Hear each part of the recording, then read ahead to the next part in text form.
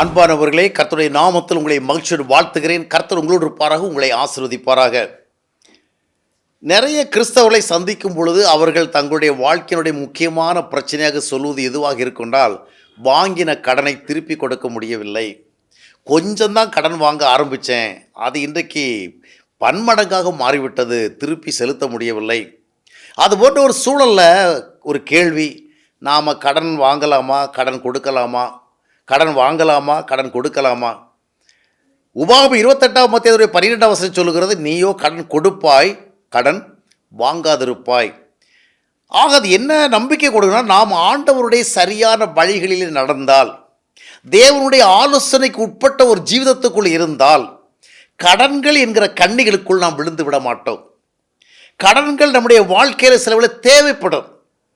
கடன் எப்போ வாங்கலாம் தெரியுமா? அதை திருப்பி கொடுப்பதற்கு ஆண்டவர் அதற்கு ஒரு சூழலை எனக்கு வைத்திருக்கிறார். கர்த்தருக்குள் உறுதியாக நம்புகிறேன். இன்றைக்கு எனக்கு ஒரு அவசரம், இந்த சூழலுக்கு ஒரு அவசியம், ஒரு நல்ல காரியத்தை நான் செய்யணும். இப்போ என் கையில் பணம் இல்லை, ஆனால் நிச்சயமாக திருப்பி கொடுப்பதற்கான ஒரு வாய்ப்பு ஆண்டவர் தந்திருக்கிறார். அதுபோன்ற சூழலை கடன்கள் வாங்கலாம். திருப்பி கொடுப்பதற்கே வாய்ப்பில்லை என்ற அடிப்படையில் கடன் வாங்கியே நம்முடைய வாழ்க்கையில் முன்னேற்றத்துக்கு வந்து விடலாம், கடன் வாங்கியே வாழ்க்கை சொல்லி சமாளித்து விடலாம் என்று சொல்லி நாம் அந்த விதமாக செல்லக்கூடாது. ஆண்டவருடைய ஆசீர்வாத அனுபவத்துக்குள் இருக்கும் பொழுது நீங்கள் ஒன்றை நம்ப வேண்டும், நிச்சயமாக ஆண்டவர் நம்மை கடன் இல்லாமல் வாழ்வதற்கு உதவி செய்வார். கடன் வாங்கித்தான் ஒரு பொருளை நம்ம வீட்டுக்குள்ளே கொண்டு வரணும்னா அந்த பொருள் நமக்கு வேண்டாம். ஏனென்றால் அது உள்ளே வருகிற பொருள் வருகிறது, அது மட்டுமல்ல, ஒரு பெரிய நெருக்கடியும் உள்ளே வருகிறது. சில காரியங்களை அடைவதற்கு நாம் இன்னும் கொஞ்சம் காத்திருக்கலாம், ஆனால் அவசரப்பட்டது இப்பொழுதே அடைய வேண்டும் என்று சொல்லி கடன் வாங்க சென்றால் நாளை தினம் அதை திருப்பி செலுத்துவதற்கு பலவிதமான இடையூறுகள் ஏற்படும். எனவே கடன் வாங்குவதில் நாம் வேகமாக இருக்கக்கூடாது. கடன் வாங்காமல் வாழ்வதற்கான ஒரு வாய்ப்பாளர் தருவார். அதே இடத்துல நாம் கடனே வாங்க வேண்டியது வராது, கடனே வாங்கக்கூடாது சொல்லுது. அவசியமான சில சூழல்களில் நம்ம கடன் வாங்கலாம். ஆனால் வாங்குகிற பொழுது கர்த்தர் நமக்கு நல்ல ஒரு நம்பிக்கை சூழலை கொடுத்திருக்க வேண்டும். இதை உன்னால் திருப்பி செலுத்த இயலும். அதுபோல் கடன் கொடுக்கலாமா? கடன் வாங்குவது தான் ரொம்ப தவறு. கடன் வாங்குவதெல்லாம் நிறைய பிரச்சனை வருது. கடன் வாங்குவதனால அநேகர் கர்த்தருக்குரிய அதாவது கர்த்தருக்கேற்ற வாழ்க்கையை விட்டுட்டு போயிட்டாங்க அந்த அழுத்தத்தில். ஆனால் கடன் கொடுக்கலாம். நமக்கு இன்னொருவருக்கு ஒரு உதவி செய்வதற்கான ஒரு வாய்ப்பு ஆண்டவர் கொடுத்திருக்கும் பொழுது, ஒருவர் ஒரு நெருக்கடியில் கஷ்டத்தில் இருக்கும் பொழுது நாம் என்ன செய்யக்கூடாது? அதை செய்யாமல் இருக்கக்கூடாது. நன்மை செய்ய திராணி இருக்கும் பொழுது அதை செய்யத்தக்கவனுக்கு செய்யாமல் இராதே. தானியத்தை கட்டி வைக்கிறவன ஜனங்கள் என்ன செய்வார்களாம்? சபிப்பார்களாம்.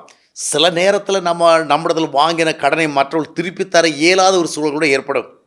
அதுபோன்ற சூழல்களில் நாம் கர்த்தர் மேல் பாரத்தை போட்டுக்கொண்டு அந்த கடனை திருப்பி பெறுவதற்கு நாம் அளவுக்கு அதிகமான அழுத்தங்கள் கொடுக்காதபடிக்கு அன்பினால் அந்தந்த நேரங்களில் ஆண்டவர் நடத்துகிற விதமாக நடந்து கொள்ள வேண்டும்.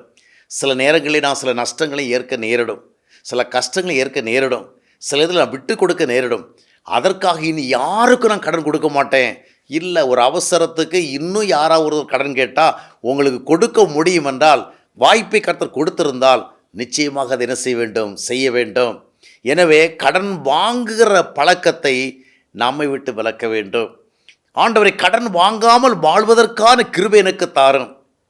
கடன்கிற ஒரு பாரத்தை நானாக என் தலையை சுமர்த்தி கொண்டு நான் திணறுகின்ற ஒரு நிலைமைக்கு செல்லாதபடிக்கு நான் உம்முடைய சமூகத்தில் விசுவாசத்தோடு வாழ உதவி செய்யணும். நம்ம ஜெபிக்க வேண்டும்.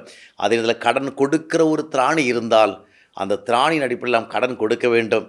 சில நேரங்களில் அது தொடர்பாக நாம் கொஞ்சம் பொறுத்து, கொஞ்சம் நம்ம சகித்து சில காரியங்களை செய்ய நேரிடும். அந்தந்த சூழ்நிலைகளை கர்த்தர் நமக்கு அதற்கு உதவி செய்வார்.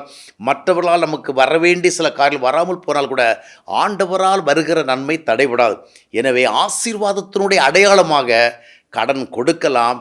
ஆனால் ஆசீர்வதிக்கப்பட்ட மக்களுடைய இன்னொரு அடையாளம் என்னவென்றால் கடன் வாங்காமலே வாழ்கிறது. எனவே எதற்கெடுத்தாலும் கடன் வாங்குகிற ஒரு பழக்கத்திற்கு நாம் ஓடி ஓடி செல்லாதபடிக்கு ஆண்டவரை சார்ந்த விசுவாசத்தோடு செயல்படுவோம். நிச்சயமாக ஆண்டவர் நமக்கு உதவி செய்வார்.